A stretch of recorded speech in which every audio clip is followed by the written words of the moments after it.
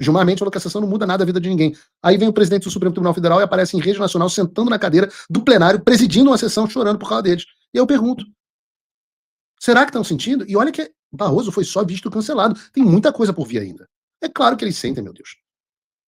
Ele tem profundas ligações nos Estados Unidos, como eu sempre disse. O jornalista Paulo Figueiredo revelou que os ministros do STF tentam transparecer tranquilidade, mas que nos bastidores eles estão desesperados com sanções que estão por vir dos Estados Unidos. Ele ressaltou também que todos os apoiadores do violador de direitos humanos Alexandre de Moraes vão pagar caro e alertou os outros ministros se valerá a pena continuar apoiando Alexandre de Moraes. Confira agora o vídeo de Paulo Figueiredo. Ai, meu Deus, olha o tanto de coisa que você está perdendo, Barroso, tudo para proteger a posição do Alexandre de Moraes. Eu me pergunto, valeu a pena aquele apartamento bacana de Key Biscayne aqui vazio? Me empresta a chave aí lá para eu curtir uma praia? A praia de Key Biscayne é ótima. E ainda tem gente, tem deputado que vira, não, os ministros do Supremo Tribunal não estão nem aí para as sanções. Porque os caras falam e as pessoas acreditam.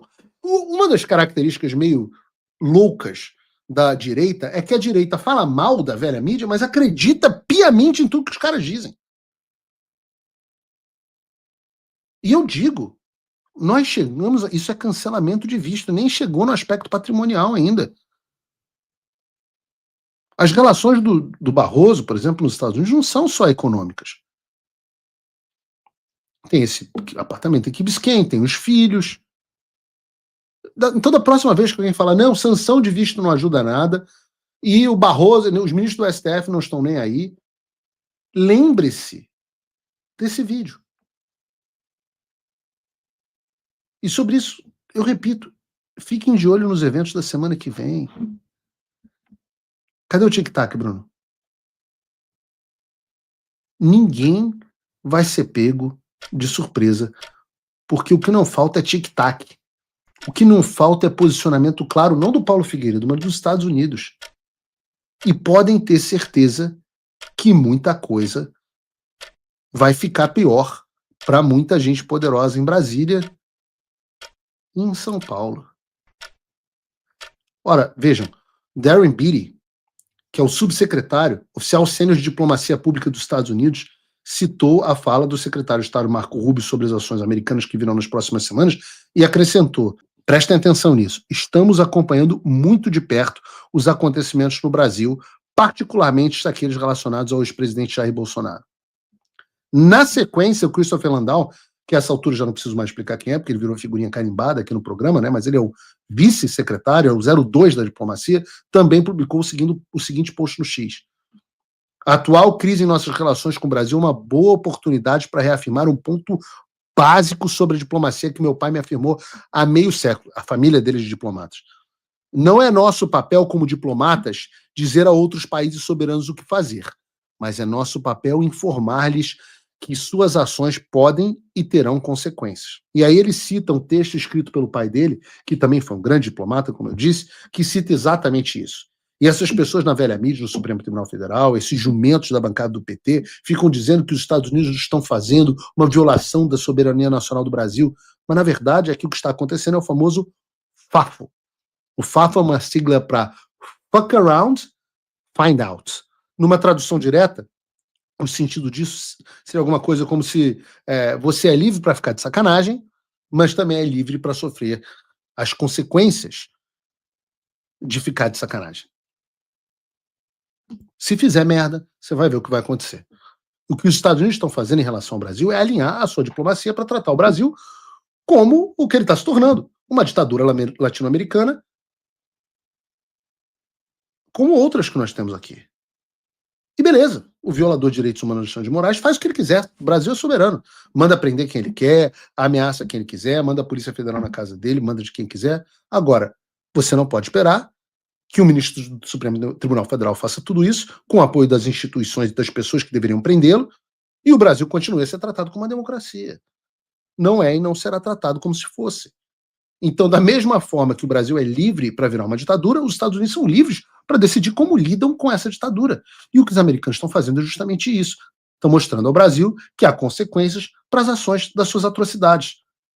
Você não pode esperar que o tratamento mude quando as autoridades não reconhecem o erro e não querem mudar. Nós acabamos de ver o vídeo do Barroso dizendo que não há censura no Brasil.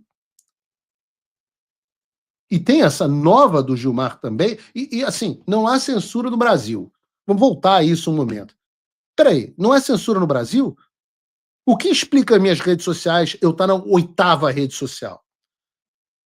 8ª conta no X. O que explica as minhas contas estarem bloqueadas há 2 anos e 9 meses sem eu ter sido nem notificado de um processo? Ora, o que explica o fechamento do Terça Livre? O que explica a perseguição ao Alan dos Santos com direito à negativa da Interpol, direito recusa de extradição? Ora, o que explica 61% dos brasileiros não terem coragem de se manifestar nas redes sociais? Ora, o que explica tantos deputados que ficaram sem redes sociais nas eleições?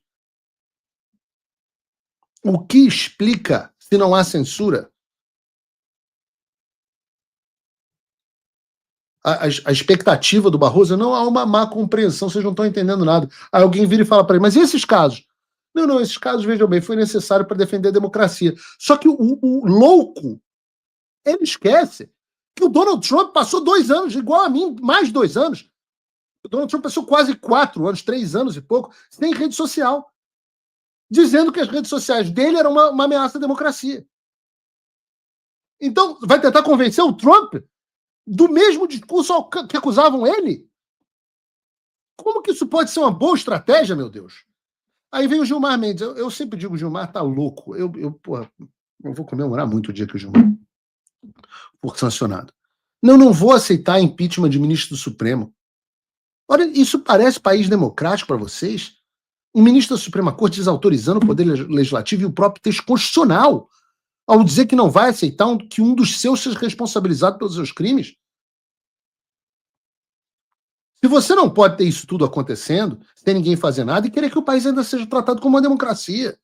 E é isso que eu falo a todos aqueles que vierem aos Estados Unidos para contratar lobista e tentar levar o governo Trump na conversa e tal, vocês estão perdendo o seu tempo.